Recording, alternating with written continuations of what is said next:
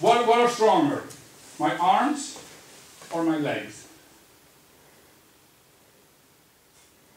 Legs. Good. Oh, good answer. So look, that means, let's say if he grabs me and I want to move him, if I use my arms, maybe I can use that, but it's not as strong as when I use my legs. Okay? So if I want to move him and I use my arm, I'm only using maybe these muscles, and those aren't that strong. While if I step, okay, my legs are a lot bigger, so those muscles here are a lot bigger than those in my arms. If I want to move him, it's much easier when you use your legs instead of your arms. Yeah? So this is just arm power, and this is leg power. So to make a technique, we use a lot of our steps. So today we start very basic, right hand, right wrist, and later we'll continue to other techniques. And now in this technique we focus on legs, so on stepping instead of arms. And we're going to do number 6, Mokamabob.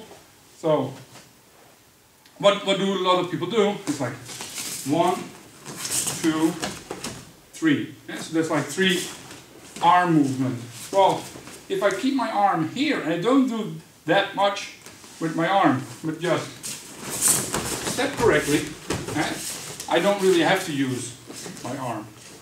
So just keep your arm here and focus on your step. So step, step, and go. So you don't really have to make a technique, you don't have to make a very nice technique out of it. One thing, if I want, like, we focus a lot of taking him off balance. If I want to take him off balance a lot, I have to make big steps. Not a lot of steps, yeah? There's very little power in this. Yeah? So if I keep my steps to the minimum and make them like work very well, it's usually just 1, 2. And that's it. So just 2 steps. And what do? First, in your first step, you end up behind him. Yeah, that's a bad position for him. Yeah, if I'm behind him, of course it's a bad position for him. Step, big, and just bring your arm up and throw. So just 2 steps, 1, 2, and focus on using the power of your legs and not the power of your arms. Okay? Good.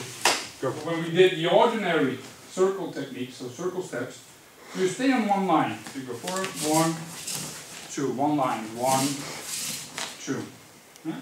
But can I do it please? What I see a lot of people do when they're doing their technique is that they stay on this side of the line. So what they do is 1, 2, and go here. So they don't even stay on the line. I mean it would be like half good if they would at least 1, 2 make their basic step as well. Yeah? But when you go here, 1, 2, you're not even doing your basic steps right. Actually, if you want to do it good, your technique good, you're certainly not staying on this side of the line. You don't stay on the line, but where you are is 1 on this side of the line, right? So you see, take it up in here. Okay? We had this line here, so basic, we stay on the line. What we see with techniques is that a lot of people stay here, and especially when we say, oh, start or circling fast. What you see is 1, 2, and they stay on this side of the line. But what you should do is 1, 2, end up on the other side of the line. That also makes your step a lot stronger. Okay? 1 and 2, end up strong. So strong stance. Maybe sink a bit and use that. So please pay attention to that when you're circling. Imagine a line. There are some lines so you can use them, and make sure that you're on the other side of the line. So your second step should be a lot bigger. So 1, 2. Make it a big step. The thing that I want you to like remember for today is legs are stronger than arms. Okay, so don't forget legs. Yeah, what is stronger? Legs, arms? Oh, legs stronger than arms. Okay, it's very easy to remember, right? Right? Right. Okay, good. Thank you. So, but another thing, I mean, your legs are connected to your waist. So a lot of power is generated from your waist as well. So you have to use that as well. So if I can do again. If, let's say, he grabs me and I only use steps without really using my waist, because I'm like 1, 2, and still there's not a lot of power in there. So, or if I only use my steps, 1, 2, I end up behind him. So what happens? Maybe I go very fast. I step 1, 2, but nothing really happened to him whatsoever. So I have to use my waist there. Usually, what you do is you start with that. So you can pull my waist back a bit. He already like goes out of balance. Here and here you continue. So use your waist 1.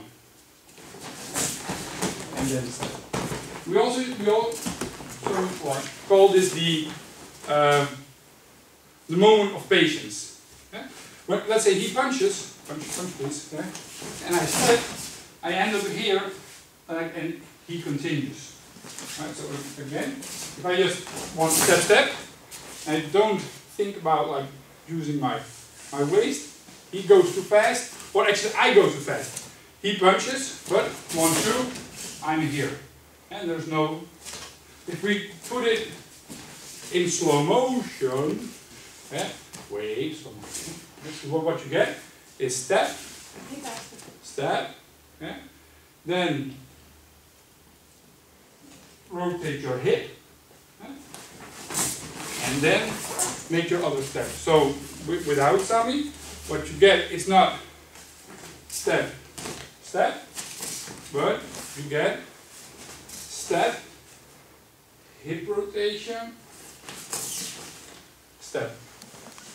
So the hip rotation gives you more time and more power.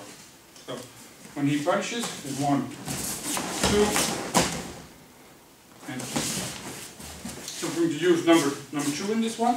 So with the punch, so if I step here, and also my step is wrong in this case, it's difficult. But 1, rotate, and in the rotation, take him down a bit. Now make your second step. You can deal with that. So this cheeky pop number 2. He punches 1, 2, 3. Yeah? The big step and the hip rotation, they give you more time. Let's say, grab again, please. If I want to do number 1, I do this. Yeah? And we take a very small second step, 1. So now comes my second step, 2. Means that I only have this much time to go from here to there. Okay? While, if this is my first step, 1, look, now I've got 1, 2, 3, 4, 5, 6 before I have to. I give myself a lot more time. The first step, punch again, is usually small and fast. I have to avoid getting punched in the face. But then when I have control, big step, gives me more time and thus more control. Okay, find another partner. So practice with somebody else. Legs are stronger than arms. Very good. And the second point was? Hip rotation. Sorry? Hip rotation. Hip rotation. Very good, very good. Another thing that we're usually very concerned about is balance and unbalance. Yeah, because you can connect you, please. If I'm in balance very well and he grabs my 1, 2, and break my wrist. No, 2 hands. Use 2 hands. Yeah? So, stronger. If I'm still very well in power or in balance, sorry. So try again. 1. Yeah? So there's no problem whatsoever. Maybe this would try again. So bend and break. Yeah? If I still have my balance, it doesn't really work. let's say if he has me off balance, now it's very difficult for me to resist that thing. So what we usually want is, so let's say we take number 2 again. He punches 1, 2, and we want to take him off balance. So now he's off balance. Now it's easy to control him and make your technique. Okay? One thing that is very much attached to that is if I want him to be off balance, the important thing for myself is also to keep myself in balance.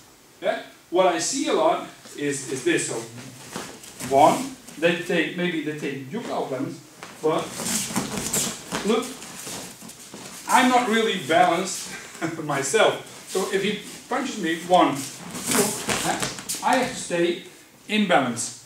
And balance is usually keeping your, from your waist until your head, keep this straight. This is unbalanced, this is unbalanced. If I keep this straight, so when he punches 1, 2, I keep myself in balance. What I see, for example, was 1, 2, 3, and then you see the guy who's like doing the technique, his body is shaking like this, but that's, that's not what we're doing. So he's punched 1, 2, unbalanced. What is usually unbalanced is, please come to a stand. This is his body. Now it's imbalance, right? Everybody agrees? Okay.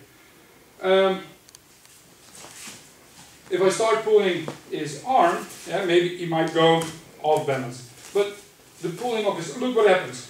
I'm moving his arm. Now I'm pulling. Maybe now he's going off balance. Where does it go off balance? Is around his waist. So I want his waist to go off balance. Maybe the best way to unbalance his waist is to grab his waist and pull that. So when you unbalance somebody, you want to try to grab his waist.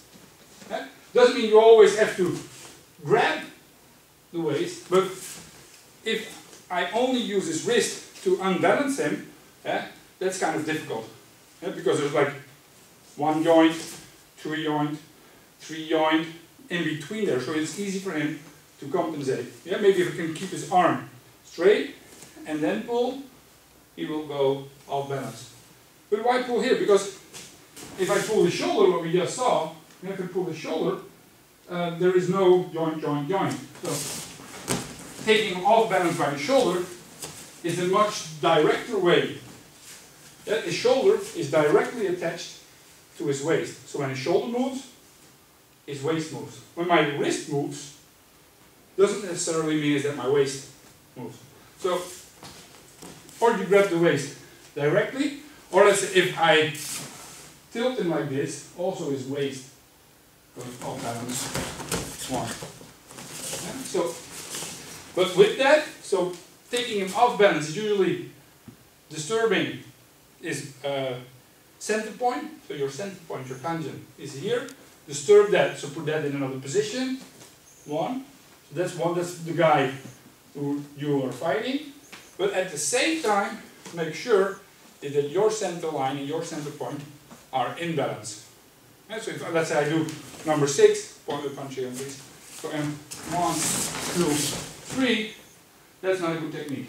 I have to keep myself in balance. So point number 1, legs stronger than arms. 3, use your hip rotation, use and use the time that you get by rotating your hips. Number 3 is he's off balance, but I have to stay in balance. Kind of important. We're going to do that with technique number 3. So shicharigo. So he punches. 1, 2. Here already I have to take him down a bit. And I'm not going to take him down by doing this, because now we're both down. Not very good. So he punches 1, 2. I'm still upright. He's already a bit off balance. Now I'm taking off balance only down. Here I'm also taking a bit sideways. 1, 2, 3. So I'm in balance. He's completely off balance. and to the ground.